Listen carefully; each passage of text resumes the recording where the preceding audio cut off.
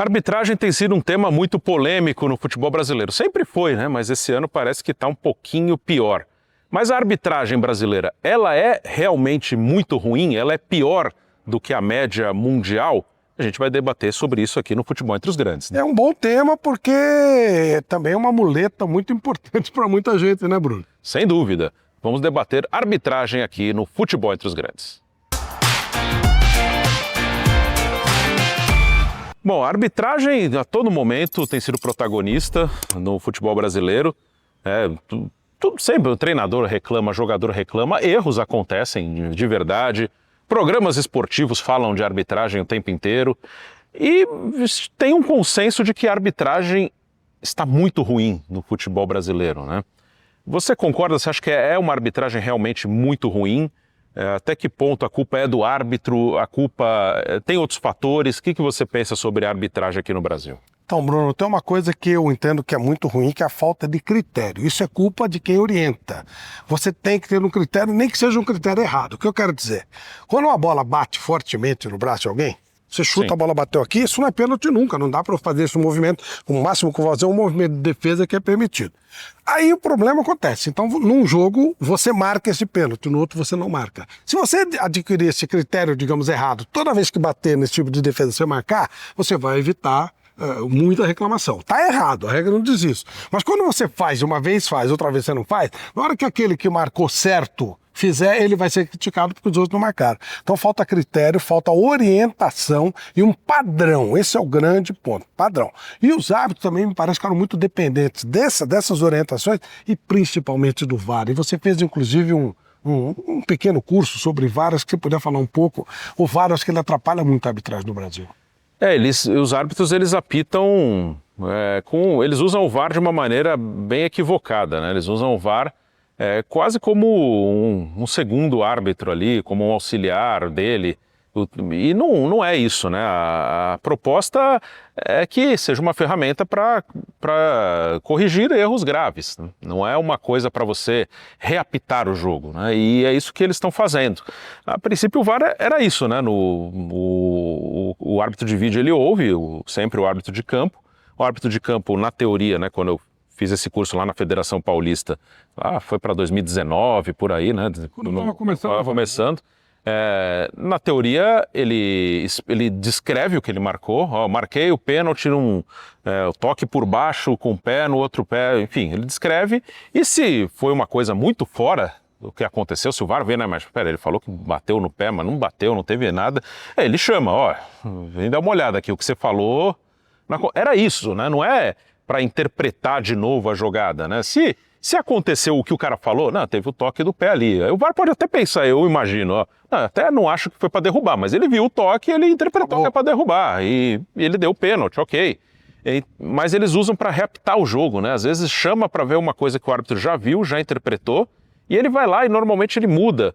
Mas isso eu acho que acontece por um ponto que, para mim, é o principal problema da arbitragem aqui. Existe o problema técnico, o problema de critério, o problema de erro técnico mesmo, mas para mim o maior problema é a insegurança. Eles têm muito medo de apitar. E aí eu acho que tem a ver com o ambiente que a gente vive. O árbitro apita com medo, por isso que ele usa o VAR para qualquer coisa.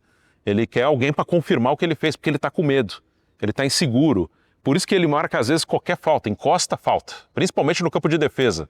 Falta para defesa tem toda hora, né? Tá o atacante pressionando o zagueiro está apertado, a coisa que o zagueiro mais faz, ele vira de costas, protege a bola, espera o atacante encostar e cai. E o árbitro dá falta, para nos complicar, porque se eu não der a falta, não foi falta, mas se eu não der e sair o gol, vão reclamar que foi falta. Então, para mim, a insegurança é que causa a maior parte dos problemas, de usar o VAR excessivamente, às vezes de apitar qualquer falta, apitar qualquer coisa, de apitar sempre com o apito já na boca, assim, qualquer coisa já apita. É um baita erro.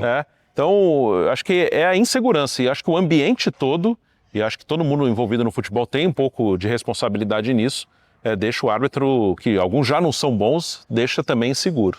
E há um fator que é importante ser colocado. O árbitro é uma boa desculpa para todo mundo. Sim. É uma boa desculpa para o técnico, é uma boa desculpa para o dirigente, é uma boa desculpa para grandes debates em programas esportivos. Sim. Embora muita gente, ou quase ninguém, sabe exatamente a regra. Eu não estou dizendo que... Eu não quero ser ombudsman de ninguém.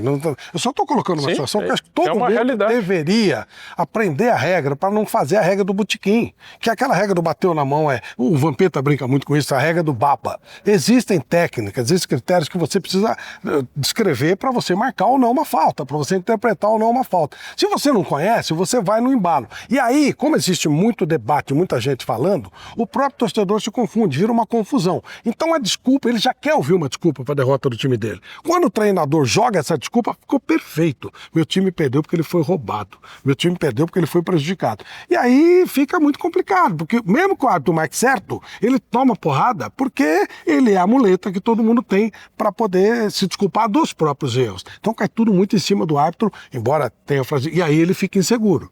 E aí ele vai pro VAR. E aí o VAR é intervencionista. Acho que nós estamos fazendo aqui uma cadeia de acontecimentos. Mas é isso mesmo, é a realidade.